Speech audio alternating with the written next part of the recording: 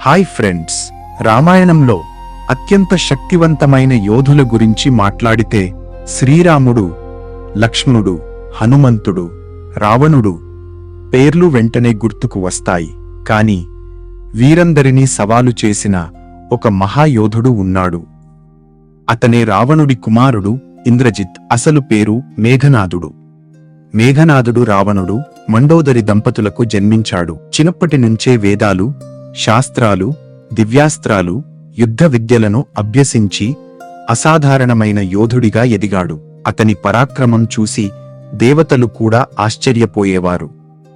ఒకసారి దేవతలకు, రాక్షసులకు మధ్య జరిగిన ఘోర యుద్ధంలో మేఘనాదుడు స్వర్గలోకంపై దండెత్తి దేవేంద్రుడితో యుద్ధం చేశాడు. తన అపూర్వమైన యుద్ధ నైపుణ్యంతో దేవేంద్రుడిని ఓడించి బంధించాడు.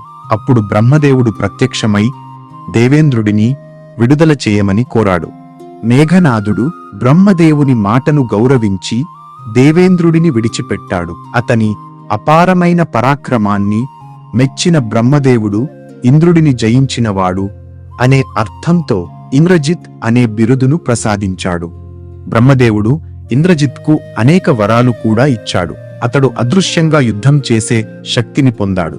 బ్రహ్మాస్త్రం, నాగాస్త్రం వంటి దివ్యాస్త్రాలను ప్రయోగించగల సామర్థ్యం అతనికి లభించింది. అంతేకాదు, నికుంభిలలో ప్రత్యేక యాగాన్ని పూర్తి చేసి యుద్ధరంగంలోకి వస్తే అతన్ని ఓడించడం దాదాపు అసాధ్యమనే వరం కూడా పొందాడు. రామాయణ యుద్ధంలో ఇంద్రజిత్ తన శక్తిని ఎన్నోసార్లు నిరూపించాడు. ఒకసారి నాగాస్త్రాన్ని ప్రయోగించి శ్రీరాముడు, లక్ష్మణుడిని బంధించాడు. వారిని చూసి వానర సైన్యం నిరాశలో మునిగిపోయింది. గరుత్మంతుడు ప్రత్యక్షమై నాగాస్త్ర ప్రభావాన్ని తొలగించడంతో వారు మళ్లీ యుద్ధానికి సిద్ధమయ్యారు. ఆ తర్వాత ఇంద్రజిత్ బ్రహ్మాస్త్రాన్ని ప్రయోగించి వానర సైన్యాన్ని తీవ్రంగా గాయపరిచాడు. యుద్ధరంగంలో అదృశ్యమై శత్రువులపై దాడి చేయడం అతని ప్రత్యేకత. అందుకే దేవతలు, ఋషులు కూడా అతన్ని అత్యంత ప్రమాదకరమైన యోధుడిగా భావించేవారు. ఇంద్రజిత్కు ఒక గొప్ప రహస్యం ఉండేది. నికుంభిలలో యాగాన్ని పూర్తి చేసిన తర్వాత యుద్ధానికి వస్తే అతన్ని ఎవరూ ఓడించలేరని వరం ఉండేది. ఈ రహస్యాన్ని విభీషణుడు శ్రీరామునికి తెలియజేశాడు. వెంటనే లక్ష్మణుడు, హనుమంతుడు, విభీషణుడు కలిసి నికుంభిలకు వెళ్లి యాగాన్ని భంగం చేశారు. యాగం పూర్తి కాకముందే యుద్ధరంగంలోకి వచ్చిన ఇంద్రజిత్ లక్ష్మణుడితో భీకరంగా యుద్ధం చేశాడు.